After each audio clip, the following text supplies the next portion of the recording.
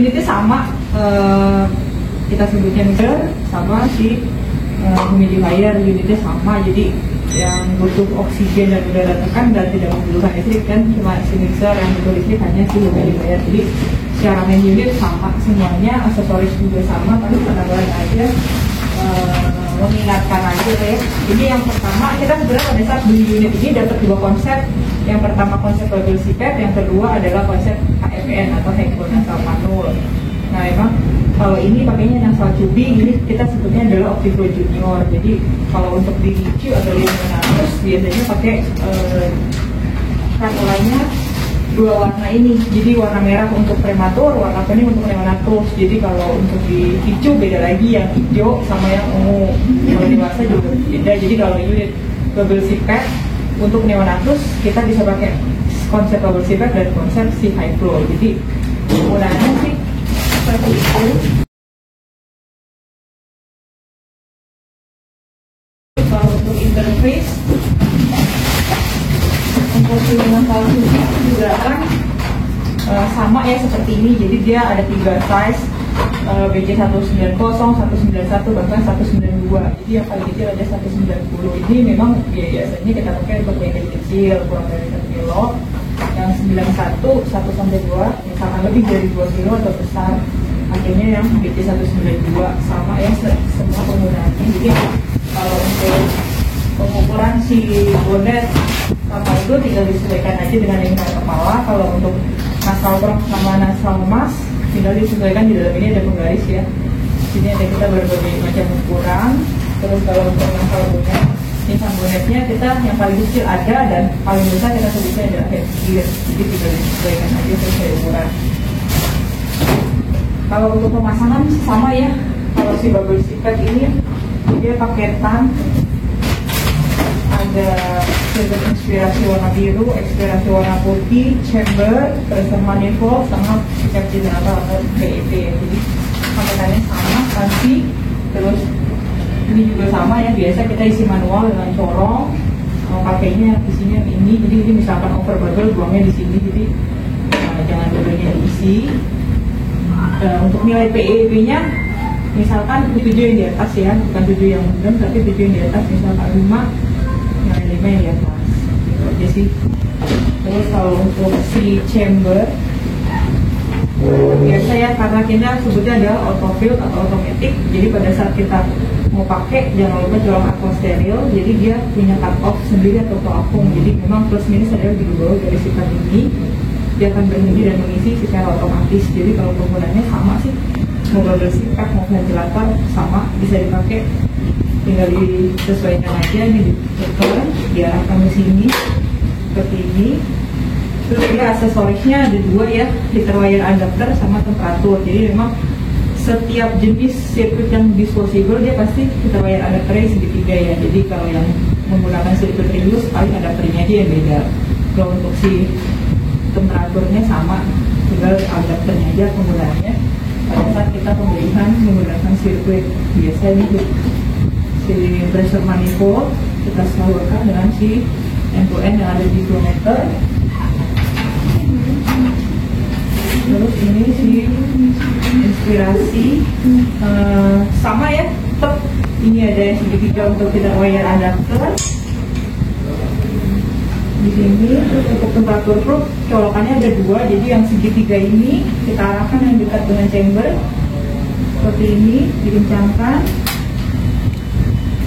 Terus untuk yang konektornya si temperatur proof yang kedua kita bisa di dekat dengan pasien atau misalkan pemandangan bisa diputar dulu biar nggak terlalu panjang dan kaitnya udah copot. Jadi ini dalam satu rangkaian inspirasi. Jadi inspirasi ditekan pada kedalaman air atau nilai si PIP-nya ini ya. Jadi ini satu ke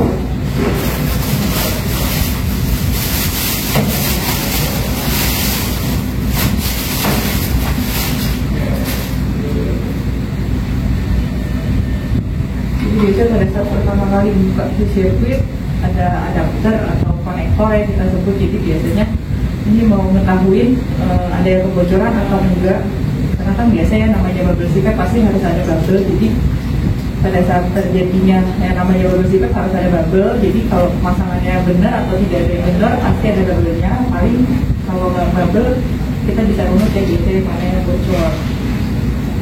Nah terus kalau untuk konektornya tadi saya bilang dari berikut inspirasi,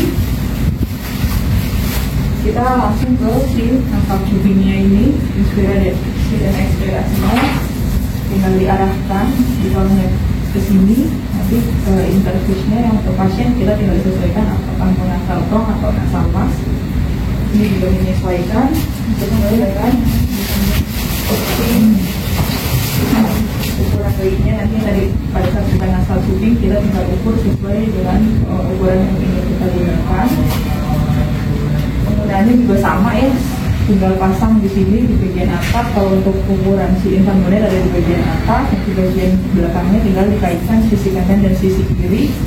Interface juga penggunaannya masih sama. Kira-kira ada yang mau ditanya nggak sih sebenarnya?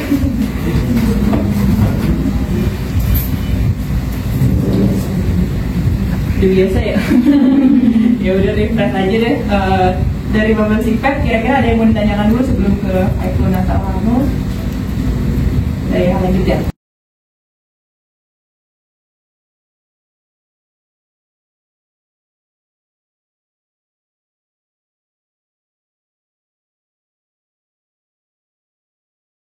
Oke lanjut.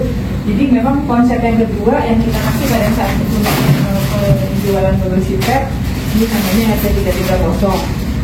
Ini dipakai adalah untuk si HFN, Hypo Nasal Nano. Jadi memang dia menggunakan 2 kanul. Kalau untuk prematur yang tadi saya bilang warna merah, dan warna kuning untuk neonatus. Jadi memang kalau konsep bubble CPAP harus semuanya tertutup hidungnya, karena ditekan ke dalaman air sih nilai PEP-nya, ekspirasinya di sini. Kalau ini memang harus dibocorin. Jadi memang dia cuma satu sirkuit atau single lane, jadi inspirasi dan ekspirasi dari hidung. Jadi kalau pada saat kalau hidungnya semuanya tertutup dengan si nasal kanulnya ini, jadi dia gelagapan atau memang kita sebutnya adalah single lane. Jadi memang penggunaannya simple, lebih simple dibandingkan si bubble CPAP. Jadi memang kalau di Indonesia memang banyaknya adalah dipakai untuk weaning ya, untuk atau pasien-pasien yang susah weaning. Tapi memang ada beberapa penelitian banyak digunakan. Ada juga yang untuk pasien-pasien yang misalkan pada saat bayi lahir kurang dari 32 minggu, lahirnya sama-sama sesak, pakai bubble CPAP sama pakai hypo jelas sama baiknya. Tapi kalau kurang dari 32 minggu biasanya tetap rekomendasi pakai bubble CPAP. Memang di Indonesia masih banyak sirkuit ini atau si optiflow ini dipakainya untuk pasien-pasien weaning atau pasien yang susah weaning dari bubble CPAP maupun dari PEP. Jadi sirkuitnya single lane sama sih, karena ini adalah disposable, pasti adapternya juga sama ya. Jadi ini sama, segitiga ini ke sini, terus konektor yang pertama untuk temperatur sama, segitiga ke sana, ke sini. Terus ini tinggal yang mendekati dengan pasien. Nah, jadi ke sini nanti konektornya tinggal seperti ini. Nah, dia memang adalah bedanya adalah ini sistemnya terbuka. Jadi yang tadi saya bilang semua nasal kanulnya, lubang hidungnya harus disisain untuk ekspirasi.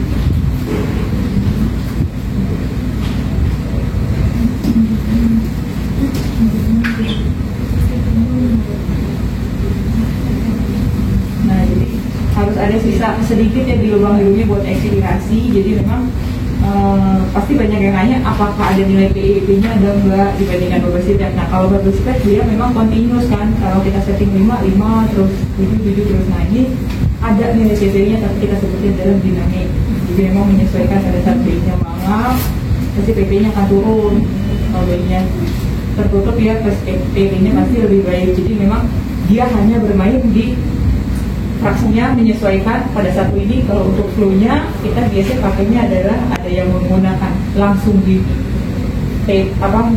flow langsung maksimal di 8 liter, ada yang menggunakan 2 kali rumus 2 kali berat badan, tinggal menyesuaikan sih yang biasanya.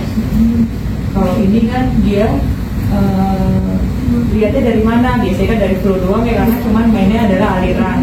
Kalau si bubble sipet kan lihatnya dari mana, dari bubble-nya, nggak ada kebocoran. Kalau ini dia hanya bermain di si flow-nya aja, jadi pasti kita lihat ada alirannya nggak, oh ada, berarti ada. Jadi memang dia ada yang menggunakan rumus 2 kali berat badan, misalkan 2 kilo berarti start flow-nya di cup. Ada juga yang menggunakan 8, itu tergantung bisa semua pakai evidence yang mana. Tetap kalau di Indonesia memang masih banyaknya dipakai untuk pasien-pasien yang begini atau sesuatu ini. Penggunaannya sih memang lebih simpel. Terus ada beberapa pada saat pelatihan ini diimprove untuk bermusik mulanya pasti mungkin ada yang sudah lihat, memang itu ditambahin lagi konektor. Itu mungkin ada yang trauma hidung ya bisa pakai ini. Nah itu biasanya improve sendiri karena ini dia sistemnya plug and play, dia ada skatnya, pasti ditambahin lagi adapter karet nanti buat dipakaikan si menggunakan bubble sipet. Tapi kemarin ada beberapa juga yang bilang belum ada penelitiannya secara ini, tapi kan biasanya trauma hidung dia lebih nyaman ya pasti pakai ini. Itu tinggal improve-nya aja sih. Oke, ada yang mau ditanya?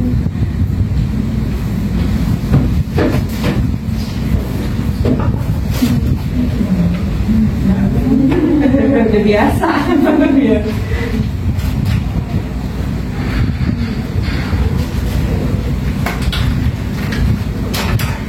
Bu, mau tanya, kalau bubble sipet misalkan kalau pakai yang biasa itu kan suka lecet ya.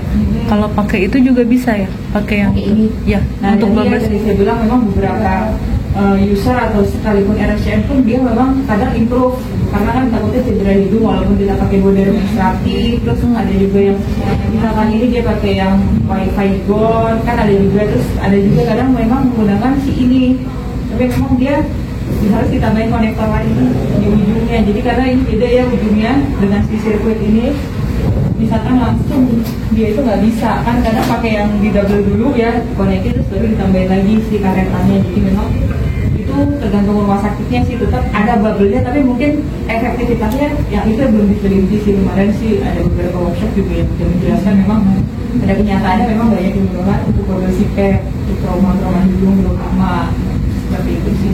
Bandingkan dia pakai kanula biasa ataupun sinasal cubing, tapi tergantung dokternya masing-masing. Kalau dipakai buat bubble, tetap berarti nah, tadi saya bilang menurut penelitian belum ada yang melakukan penelitian seberapa efektifkah nilai PIP yang dikeluarkan. Nah memang pasti karena bubble pasti dilihat ada bubble-nya enggak, tapi seberapa efektifnya nggak tahu.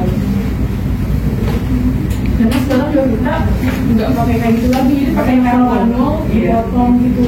Iya ya, sambung juga. Ada beberapa memang yang akhirnya improve sendiri seperti itu, karena memang walaupun udah pakai modern kadang masih lecet seperti itu. Itu memang tidak memungkiri seperti itu. Pelatihan pun mereka improve diajarin seperti itu. Itu kembali lagi sih dari user sama dokter-dokter sekalian.